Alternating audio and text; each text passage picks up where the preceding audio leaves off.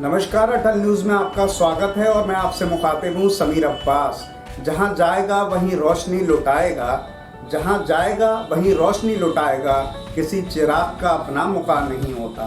Professor Wasim Barelvi के ये शेर डॉक्टर गयास अहमद पर शायद सही बैठते हैं। एक गांव से निकलकर, रसूला तालिब हुसैन नाम के गांव से निकलकर, जो यकीनन जहां संसाधन नहीं थे, तमाम मुश्किलें थीं, तमाम मुश्किलों के बावजूद भी सिर्फ फैमिली सपोर्ट पर वो मुकाम हासिल किया जो यकीनन काबिल तारीफ़ है।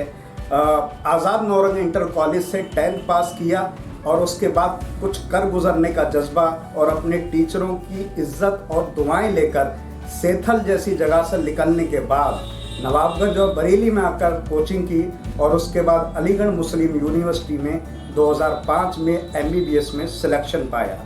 उसके बाद जब ये सिलसिला आगे बढ़ता है तो 5 साल मेहनत करते रहे और 2010 में जो है, उसके बाद 2010 में जब उनके 5 साल पूरे हो गए उसके बाद वो दिल्ली चले आए। वहाँ पर जो है DCH यानी डिप्लोमा, जो एक डिग्री होती है 2 साल की डिप्लोमा होता है, वो लिया, जिसमें बच्चों की खासतौर से जो उनका इलाज है उसका किया। और सर गंगाराम हॉस्पिटल में काम भी किया और साथ ही जो है दिल्ली के ही फोर्टिस अस्पताल में भी काम किया और वहाँ से एक्सपीरियंस लिया।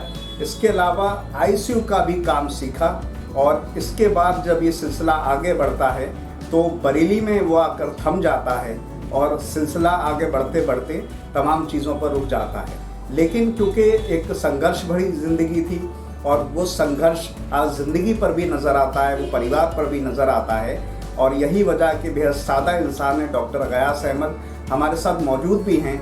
वो रूप किशोर अस्पताल बरेली में भी, राम किशोर अस्पताल बरेली में भी, जो कि स्टेडियम रोड पर है, वहाँ पर जो है सुबह के वक्त 2 बजे तक बैठते हैं और इसके अलावा शाम को जो है पूर्वांचल नगर, जो पूरा टाइम, ये पूरी पीलीभीत बाईपास रोड पर है, यहाँ पर शाम का वक्त देते हैं, जो 4 बजे के बाद से शाम 7 बजे तक 8 बजे तक वो रहता है। यहाँ पर बच्चों का इलाज करते हैं। बच्चों के जब इलाज की बात होती है तो अहम बात ये होती है क्योंकि बच्चे अपना दर्द, अपनी तकलीफ़ और अपने दर्द के एहसास को बता नहीं पाते, उसका इलाज करना बरेली में सालों साल से वो डॉक्टर गयास अहमद से ही कोई सीख सकता है। बाकी मेरी जो ज़ुबान से जो उनके तारुफ है वो काफ़ी कम है क्योंकि उनकी शख्सियत इससे बड़ी है और वो हम उनसे ही जानेंगे और उनसे जानने की कोशिश करेंगे। एक और अहम बात है क्योंकि कोरोना काल का ये दौर धीरे धीरे सिमट चुका है और अब वैक्सीन भी आ चुकी है और अभी पिछले दिनों 3 दिन पहले उन्होंने वैक्सीन भी लगवाई, वो भी एक्सपीरियंस जानेंगे कि किस तरह का रहा और तमाम चीज़ें। हमारे साथ मौजूद हैं डॉक्टर गयास अहमद, जो बेहद सादा मिजाज इंसान है, हम उन्हीं से जानेंगे। हमने आपका तारुफ तमाम देने की कोशिश की, लेकिन इसके अलावा और इसमें आप क्या इजाफा करना चाहते हैं ताकि जो है हमारे बरेली और पश्चिमी उत्तर प्रदेश के लोगों को पता चल सके? हाँ, नमस्कार। मेरा नाम डॉक्टर गयास अहमद है। मैंने 2005 में अलीगढ़ मुस्लिम यूनिवर्सिटी में MBBS में एडमिशन लिया था। इसके बाद मैंने वहाँ से DCH लिया, फिर दिल्ली से मैंने DNB किया, उसके बाद गंगाराम फोर्टिस से मैंने इंटेंसिव केयर में फेलोशिप भी की है और उसके बाद मैं बरेली के राम किशोर अस्पताल में बच्चों की सेवाएं दे रहा हूँ।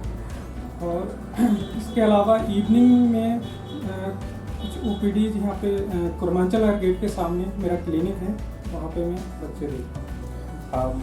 ये तो आपका तारुफ रहा, हमने भी दिया, लेकिन मैं जानना चाहता हूँ थोड़ा सा कि जैसा हम जो जानते हैं, जैसे मुझे कोई प्रॉब्लम हो गई या जो यंग जनरेशन की, या जो अपनी दर्द को अपनी ज़ुबान से कह सकते हैं, एहसास दिला सकते हैं एक डॉक्टर को, एक बच्चे के लिए नामुमकिन है जो बोल नहीं पाता, जिसके लिए सिर्फ इशारा या वो एहसास वो रोने से ही बयान कर पाता है दर्द को, उसको आप किस तरह से समझते हैं, फिर किस तरह से पूरा ट्रीटमेंट कर पाते हैं?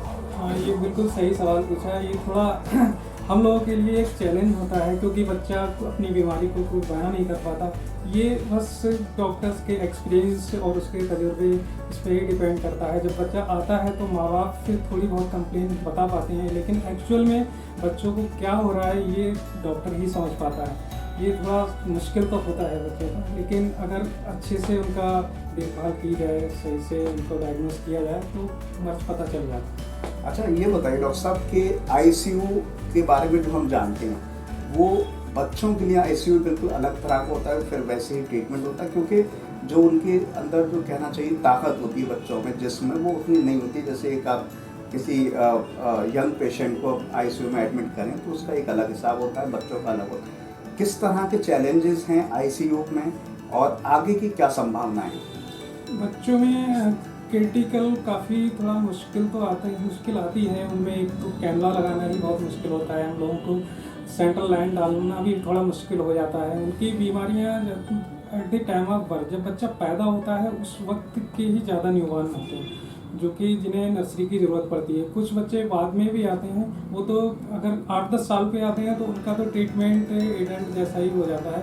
बट जो न्यूबॉर्न होते हैं, जो तुरंत बच्चा पैदा होता है, उनके लिए वेंटिलेटर पे लेना, उनका एक जो लंग्स होता है वो बहुत ही नाजुक टाइप का समझ लीजिए वो होता है। उस पर वेंटिलेटर चलाना, उसको मैनेज करना, उसको शॉक में जाने पे जो मैनेजमेंट होता है, या फिर बच्चे को इतनी जॉइंटिस कभी कभी होती है जो कि हमें पूरा ब्लड बदलना पड़ता है। मेरे पास एक पेशेंट आया भी था जो कि मुझे 32 उसका सीरम बिल था, जो कि बहुत हाई होता है, जिसका लेवल 1 के अराउंड होना चाहिए। उसका 32 पहुंच गया था। उस बच्चे को दौरे पड़ रहे थे, तो उसका ब्लड एक्सचेंज करने के बाद, जिसमें पूरा ब्लड बदल दिया जाता है, इसके अलावा कोई ऑप्शन नहीं होता है। मैंने वो पूरा ब्लड बदला।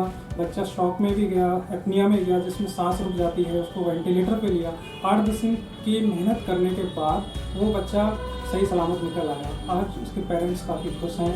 तो इस टाइप के बहुत सारे चैलेंजेस आते रहते हैं, लेकिन अगर मेहनत की जाए, सही से बच्चों का ट्रीटमेंट दिया जाए तो पॉसिबल होगा। हम जहाँ तक जानते हैं डॉक्टर साहब के हर दिन के साथ साइंस यानी विज्ञान तरक्की कर रहा है, नई नई आधुनिक तकनीकें आ रही हैं। आपको क्या लगता है कि आने वाले टाइम में किस तरह की और तकनीकें, जो खासतौर से बच्चों का क्या इलाज करते हैं, आईसीयू का भी देखते हैं, किस तरह की और तकनीकें आने की उम्मीद है? कि जो मैं यहाँ बरेली में कर पा रहा हूँ, मैंने बरेली में तो, दिल्ली में गंगाराम में तो काफ़ी कुछ सीखा था, लेकिन बरेली में थोड़ी सी लिमिटेशंस हैं। जैसे हम लोग पास यहाँ पे हाई फ्रिक्वेंसी वेंटिलेटर नहीं है।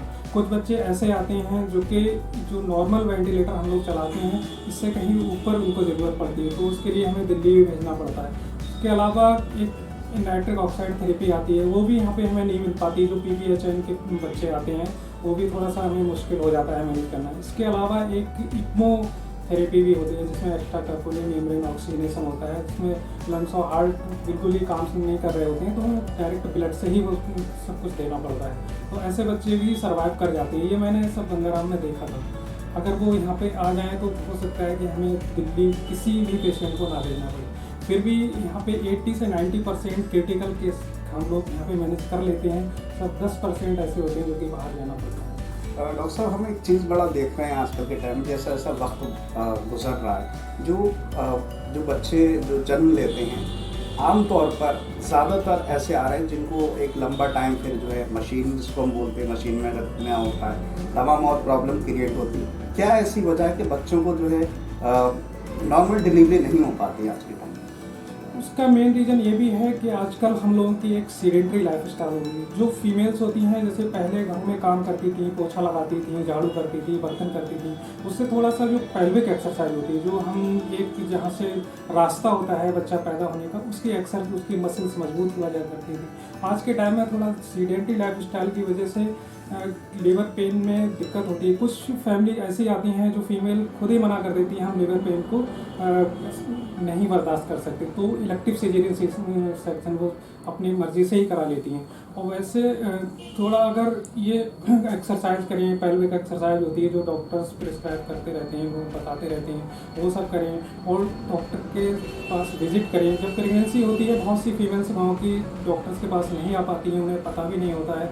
कई बार ऐसा होता है बच्चे के मूवमेंट, लास्ट ट्राइमेस्टर में मूवमेंट कम हो जाते हैं, वो भी उन्हें नहीं पता चल पाता है। जब वो डॉक्टर के पास लास्ट में आती हैं तो कभी कभी होता है बच्चे ने म्यूकेनियम मतलब पोटी कर ली है, अंदर डिस्ट्रेस में इतना पड़ा हुआ है, उसके मूवमेंट कम हो गए। ऐसे में अगर हम नॉर्मल डिलीवरी ट्राई करते हैं तो बच्चे को बर्थ एस्फिक्सिया जैसी बीमारी, जिसमें सेरिब्रल पाल्सी तक हो जाती है, वो होने का खतरा रहता है। इसलिए ऐसी कंडीशन से बच्चों को बचाने के लिए हम लोग सिजेरियन सेक्शन का सहारा लेते हैं। ये तो आपकी जिस चीज़ में आप एक्सपर्ट हैं उसकी हमारी बातचीत हुई। एक और बहुत बड़ी इस टाइम जो बात चल रही वो है कोरोना के बाद अब वैक्सीन आने की। उसके बाद स्वास्थ्य कर्मियों को जो 3 करोड़ हैं पूरे हिंदुस्तान में लगनी है, उसमें से एक आप भी हैं जिनको आपको लग चुकी है। मैं जानना चाहता हूँ वो एक्सपीरियंस जो आपकी लग चुकी है, किस तरह की प्रॉब्लम, क्या कोई प्रॉब्लम रही और क्या मैसेज देना चाहते हैं सोसाइटी को, क्योंकि आने वाले टाइम में जो आम जनता है उसको भी कोरोना वैक्सीन लगेगी।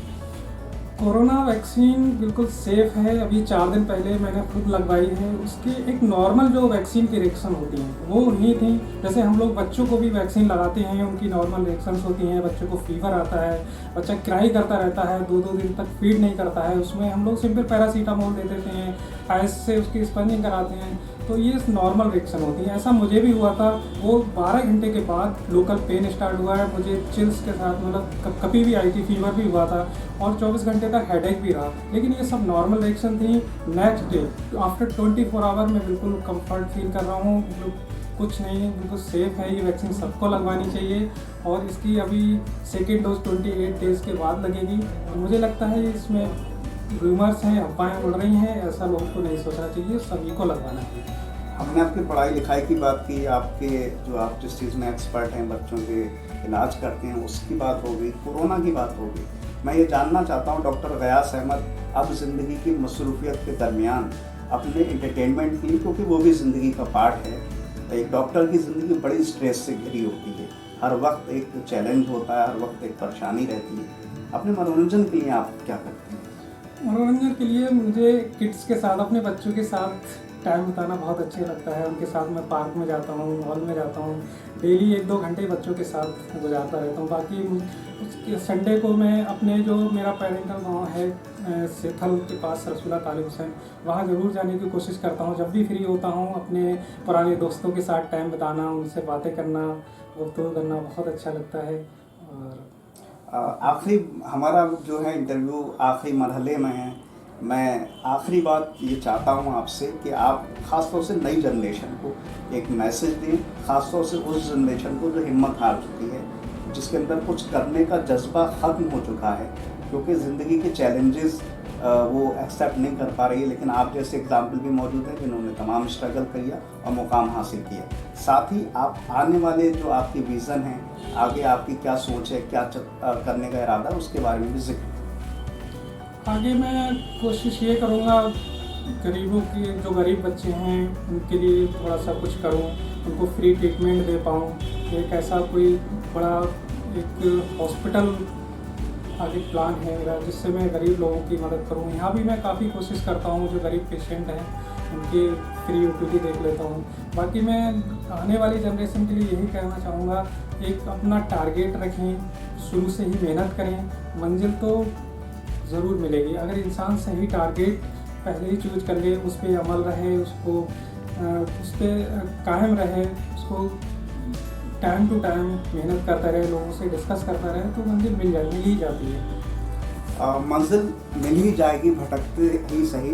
अफसोस तो ये है जो घर से निकले ही नहीं। अहम बात यह है कि डॉक्टर गयास अहमद के एक भाई हैं नवाब अहमद, जो कि इसरो के प्रोजेक्ट मैनेजर भी हैं और लंबे अरसे से जो है वो भी पूरे हिंदुस्तान में खिदमत कर रहे हैं। इसरो की एक बहुत अहम पहचान है, ख़ासतौर से जब से डॉक्टर कलाम साहब का निधन हो गया, और वो भी बहुत लंबे अरसे तक इसरो से जुड़े रहे।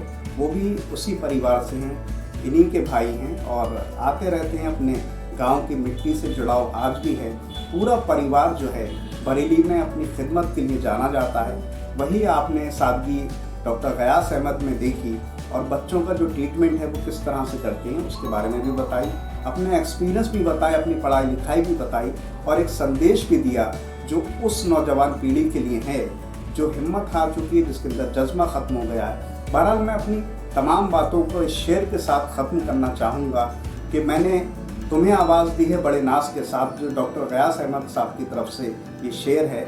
मैंने तुम्हें आवाज़ दी है बड़े नाज के साथ, तुम भी आवाज़ मिला दो मेरी आवाज़ के साथ, और आवाज़ से आवाज़ मिलाई जाएगी, हिम्मत पैदा की जाएगी और ज़िंदगी में मुकाम हासिल किया जाएगा, जो आप सीख सकते हैं इस परिवार से जो रसूला तालिब हुसैन में जन्मा और वहाँ से एक गांव से उठकर जो है शहर होते हुए तमाम मुकाम हासिल कर रहा है और बरेली में अपनी खिदमत दे रहा है।